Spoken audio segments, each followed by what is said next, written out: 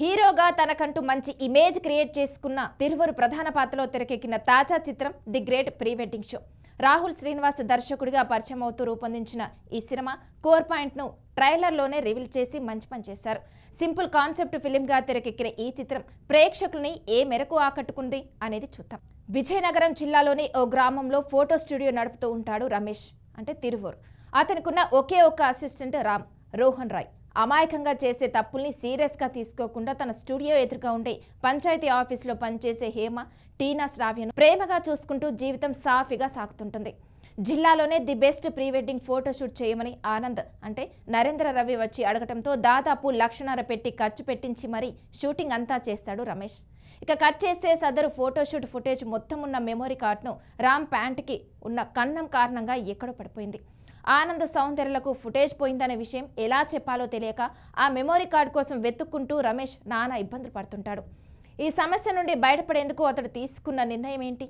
ఆ నిర్ణయం రమేష్తో పాటు ఆనంద్ జీవితాన్ని ఎలా ఎఫెక్ట్ చేసిందనేది the great pre wedding show కథాంశం. ఇక నటీనటుల పనితీరు కూడా చూద్దాం.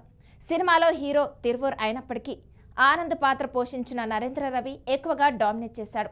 అతని పాత్రకి ఉన్న లేయర్స్ మరియు ప్రమోషన్స్ కూడా అలాంటివే కావడం, కామెడీ కూడా ఎక్కువగా తన పాత్ర ద్వారానే పంపడం అనేది చెప్పుకోదగ్గ విషయం. ఇక్కడ మెచ్చుకోవాల్సింది తిరువూర్నే.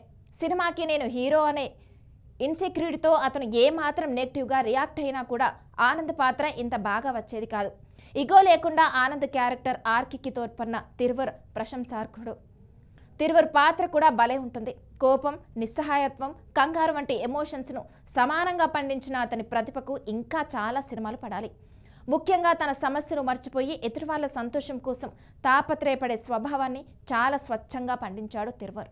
కమిటీ కుర్రాళ్ళు ఫేమ్ టీనా శ్రావ్య చాలా ఒద్దికగా హేమ పాత్రలో ఒదిగిపోయింది. ఉత్తరాంధ్ర యాస కానీ, పల్లెటూరు అమ్మాయిగా కానీ, ఆమె ఆహార్యం కానీ చాలా సింపుల్గా ఉన్నాయి. మన పక్కింటి అమ్మాయిలా కనిపించే టీనా లాంటి తెలుగు హీరోయిన్లకు తెలుగులో మరిన్ని అవకాశాలు రావాలి. 90s ఫేమ్ రోహన్ మరోసారి మంచి నటనతో ఆరోగ్యకరమైన హాస్యాన్ని పండించాడు.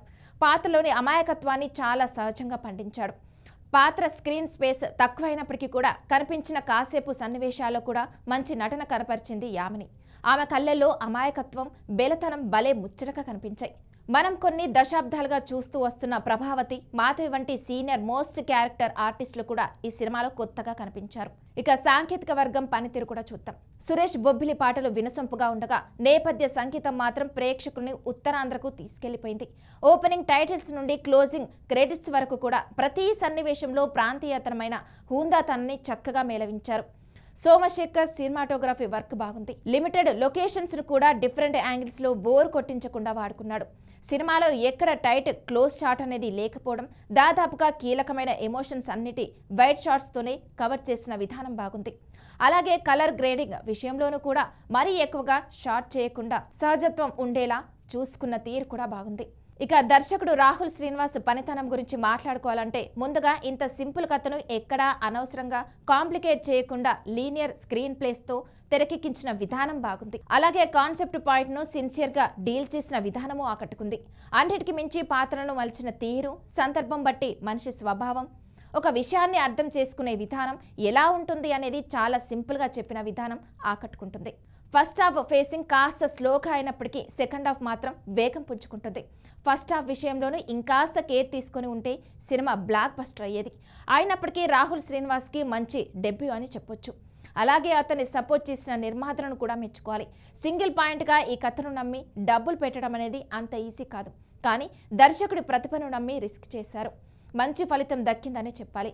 ఇక ఈ మధ్య కాలంలో తమిళ, మలయాళ భాషల చిత్రాలతో పోల్చినప్పుడు మన తెలుగు ఇండస్ట్రీలో కాన్సెప్ట్ సినిమాలు రావడం లేదనేది ప్రస్తుతం వినిపిస్తున్న కంప్లైంట్.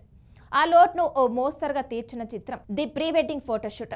సింపుల్ కాన్సెప్ట్ను దర్శకుడు రాహుల్ శ్రీనివాస్ డీసెంట్గా డీల్ చేసిన విధానం, నటీనటులు కేవలం పాత్రధారులుగా కనిపించిన తీరు, స్వచ్ఛమైన ఆరోగ్యకరమైన కామెడీ కోసం ఈ చిత్రాన్ని సరదాగా కుటుంబంతో కలిసి చూడొచ్చు.